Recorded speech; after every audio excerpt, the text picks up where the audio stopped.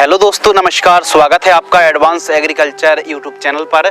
दोस्तों, आज की इस वीडियो के माध्यम से आपको बतलाने वाले हैं तुरई की उन्नत खेती। ज़्यादातर किसान भाइयों को एकदम सही जानकारी नहीं दी जाती है, बहुत ही कम इस टॉपिक पर वीडियो उपलब्ध हैं। तो एकदम क्यों ना तुरई की जो जानकारी है जो कि आप वीडियो पर देख रहे हैं, ये है तुरई।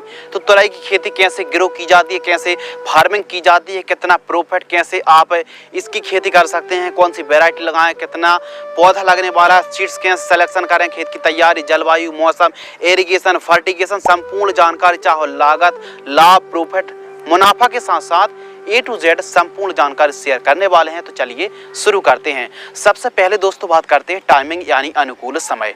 तो तुरई की खेती के लिए सबसे बेस्ट जो समय है बरसात में जुलाई से अगस्त, और गर्मियों के लिए अक्टूबर से दिसंबर के मध्य दोस्तों आप पौधरोपण कर सकते हैं।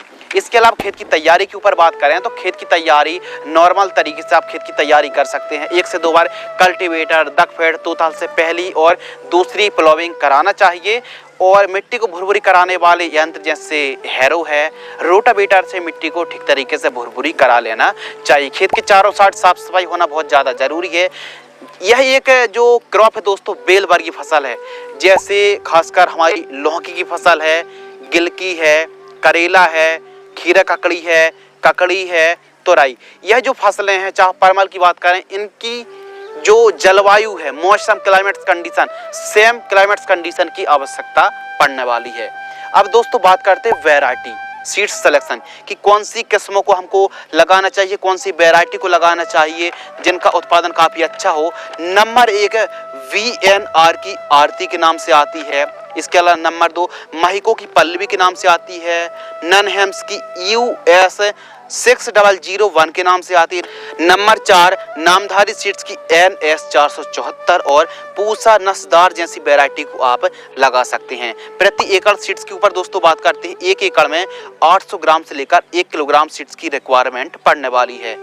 इसके अलावा दोस्तों बात करते हैं बेसल डोज। जब आप बुआई कर रहे हो तो बेसल डोज के रूप में इन खादों को प्राइमरी न्यूट्रिएंट में प्रयोग करें। 3 से 4 ट्राली गोबर की खाद, इसके अलावा SSP 100 किलोग्राम, DAP 50 किलोग्राम और MOP muriate of potash 20 kg। समस्या तो रिजेंट GR दानेदार इंसेक्टिसाइड 5 किलोग्राम, इन सभी को मिक्स करके बेड के ऊपर देकर बेड तैयार कराना चाहिए। अब दोस्तों मंडप विधि से आप खेती करें, तुरई की खेती मंडप विधि से करें। जैसे गिलकी की आपने हमारी वीडियो देखी होगी कैसे स्ट्रक्चर तैयार किया गया था, उस हिसाब से भी आप आयताकार स्ट्रक्चर बांस के मंडप बना सकते हैं, या फिर आप सीधा सीधा कुछ इस प्रकार भी स्ट्रक्चर तैयार कर सकते हैं। लगभग 1500-1700 बांस के टुकड़े 10 फीट लंबाई वाले चाहिए, मजबूत चाहिए, और आप वायर की आवश्यकता पड़ेगी। बंधाई के लिए जाल का भी इस्तेमाल कर सकते हैं, या फिर दोस्तों आप एक काम कर सकते हैं कि जो सुतली आती है उससे भी आप बंधाई कर सकते हैं, धागे से बुनाई भी कर सकते हैं शाखा को चढ़ाने के लिए। जितनी ज्यादा मंडप पे मजबूती होगी उतनी अच्छी बात है। मल्चिंग पेपर के ऊपर बात करते हैं तो 25 माइक्रोन का मल्चिंग पेपर लगा सकते हैं, और ड्रिप के ऊपर बात करें तो 16 mm इनलाइन ड्रिप एरीगेशन को लगा सकते हैं। सिंगल लाइन पर आपको बुआई करनी है, आप पौधरोपण भी कर सकते हैं। डायरेक्ट फील्ड पर आप 2-2 बीजों की दोस्तों बुआई कर सकते हैं। सोइंग एंड प्लांट डिस्टेंस के ऊपर दोस्तों बात करते हैं तो तुरई की आप खेती कर रहे हैं, पौधे की पौधरोपण भी कर सकते हैं, और डायरेक्ट फील्ड पर आप 2-2 बीजों की बुआई भी कर सकते हैं। इसके अलावा प्लांट डिस्टेंस तो पौधे से पौधे की दूरी आपको 3 फीट रखनी है, और यदि आप बेड विधि से खेती कर रहे हैं, बेड मेकर है, फिर बेड राइजर से बेड तैयार कराना चाहिए। बेड की चौड़ाई 2.5 फीट, बेड से बेड की जो दूरी आपको रखनी है वो आपको रखनी है 4 फीट। तो लाइन से लाइन की जो दोस्तों आपको दूरी रखनी है वो 4 फीट रखनी है। लेकिन यदि आप आयताकार बांस के मंडप विधि से खेती कर रहे हैं तो फिर लाइन से लाइन की दूरी 7 फीट रहेगी, जिससे कि एकदम पूरा दोनों साइड की जो शाखाएं ऐसा कवर हो जाए। लेकिन सिंगल लाइन पर जो कि आप वीडियो पर देख रहे हैं, इस प्रकार यदि डिस्टेंस मेंटेनेंस करना चाहते हैं तो पौधे से पौधे की दूरी 3 फीट और लाइन से लाइन की दूरी 4 फीट आपको रखनी चाहिए। 2-2 बीजों की आप बुआई कर सकते हैं। सिंचाई की दोस्तों बात करते हैं तो इस फसल पर मध्यम सिंचाई पड़ती है। गर्मियों के दिनों पर 5 से 7 दिनों के अंतराल पर सिंचाई करनी चाहिए, और वहीं बरसात के दिनों पर आवश्यकता अनुसार 10 से 15 दिनों के अंतराल पर सिंचाई करनी चाहिए। खरपतवार नियंत्रण के ऊपर बात करते हैं, वीड कंट्रोल के ऊपर दोस्तों बात करते हैं तो तुरई की एक ऐसी फसल जितनी ज्यादा आप साफ सफाई रखेंगे उतनी स्वस्थ बढ़वार देखने के लिए मिलेगी। क्योंकि यदि खरपतवार रहते हैं तो पीला मोज़ेक वायरस है दोस्तों, लीफ कर्ल वायरस है, सफ़ेद मक्खी थ्रिप्स, इनका बढ़ावा देखने के लिए ज़्यादा मिलता है। तो साफ सफाई बनाए रखें, निराई गुड़ाई प्रॉपर कराते रहिएगा। स्प्रे शेड्यूल जो कि काफ़ी ज़्यादा इम्पोर्टेंट और अनिवार्य क्यों है, क्योंकि यह बीमारी आती है, इनका इलाज करना बहुत ज़्यादा जरूरी है। कौन सी बीमारी का प्रकोप हो सकता है? प्रमुख रूप से aphid, jassid, thrips, white fly, लाल कद्दू बीटल, क्योंकि वेल वर्गीय फसलों पर लाल कद्दू बीटल का प्रकोप देखने के लिए ज़्यादा मिलता है। इसके अलावा leaf miner, yellow mosaic virus, downy mildew, कोकड़ा रोग, लीफ कर्ल वायरस है, स्कैब है। इसके अलावा दोस्तों बैक्टीरिया बेल्ट है, डायमंड वैकमोथ है, तंबाकू इल्ली और हरी इल्ली का प्रकोप देखने के लिए मिलता है। तो बीमारी तो कई हैं, आइए इलाज समझते हैं। तो जो फर्स्ट स्प्रे है 25 से 30 दिन की फसल होती है, तो इन दोनों, एक इंसेक्टिसाइड है, एक फंगीसाइड है, 15 लीटर की दर से आपको स्प्रे करना। स्प्रे 50 से 55 दिन की फसल होती है, थर्ड स्प्रे 75 से 80 दिन और फोर्थ जो स्प्रे है 100 से 125 दिन के आसपास की फसल होती है।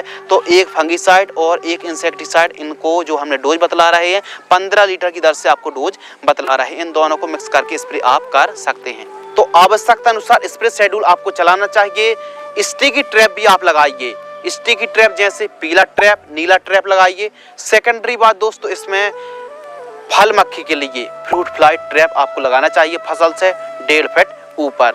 अब बात करते हैं फर्टिगेशन शेड्यूल। तो फर्टिगेशन शेड्यूल बहुत ज़्यादा इंपॉर्टेंट है दोस्तों। तो फर्टिगेशन शेड्यूल बतलाने से पहले आपको बतला दें कि गेंदे की 3 से 4 लान खेत के चारों साइड आप लगा दीजिए, इससे काफ़ी अच्छे तरीके से प्रोटेक्शन देखने के लिए मिलता है। हम बात कर रहे थे फर्टिगेशन शेड्यूल। तो जो पहली खाद है, यदि आप साधारण तरीके से खेती कर रहे हैं तो 35 से 40 होती है, यूरिया 40 किलो, माइक्रोन्यूट्रिएंट 5 किलो प्रति एकड़ जड़ों के पास देकर सिंचाई करना है। सेकंड खाद 65 से 70 दिन की फसल होती है और थर्ड खाद 110 से 120 दिन की फसल होती है। तो इन खादों को प्रति एकड़ की दर से जड़ों के पास देकर सिंचाई कर सकते हैं।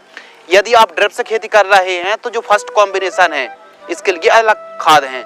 20 से 40 दिन की फसल होती है तो 4-4 दिनों के अंतराल पर इन खादों को एक दिन में एक खाद देनी है, फिर 4 दिन का अंतर रखना है और जानकारी प्रति एकड़ की दर से बतला रहे हैं। बेंचुरी के माध्यम से इन खादों को 20 दिन से लेकर 40 दिनों के मध्य इन खादों का प्रयोग करना चाहिए। एनपीके खाद है, ह्यूमिक एसिड है।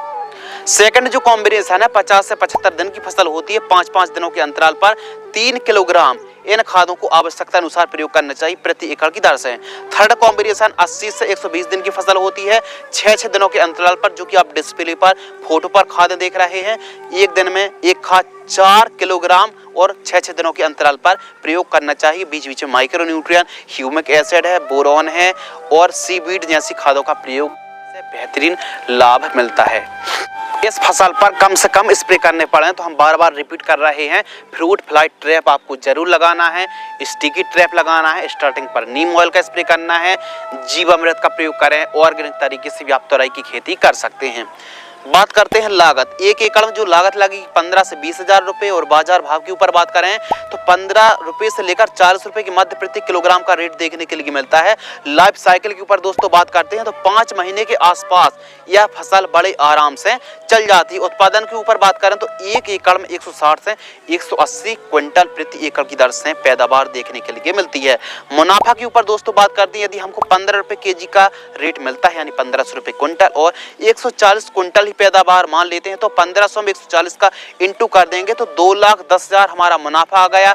मुनाफा में से लागत को घटा देंगे, मुनाफा हुआ 2,10,000, लागत लगी 20,000, तो जो हमारा नेट प्रॉफिट है 1,90,000 दोस्तों हमारा नेट प्रॉफिट आ गया। तो हमारे किसान भाई यदि तोरई की खेती करते हैं, रेट अच्छा मिलता है तो ये मान लीजिए 2 लाख 2.5 लाख रुपए तक आप तोरई की फसल से कमाई कर सकते हैं। यदि आपको यह वीडियो पसंद आती है तो वीडियो को लाइक कर सब्सक्राइब करें। मैं था दोस्तों आपका होस्ट एंड दोस्त शिव कुमार, आप देख रहे थे the advance agriculture YouTube channel. यदि आपको हमारी यह मेहनत सार्थक लगती है, वीडियो पसंद आती है तो वीडियो को लाइक करें, चैनल को सब्सक्राइब करें। मिलते हैं इसी प्रकार कृषि कार्य से जुड़ी एक और ज्ञानवर्धक जानकारी के साथ। तब तक के लिए धन्यवाद, नमस्कार, जय हिंद, वंदे मातरम।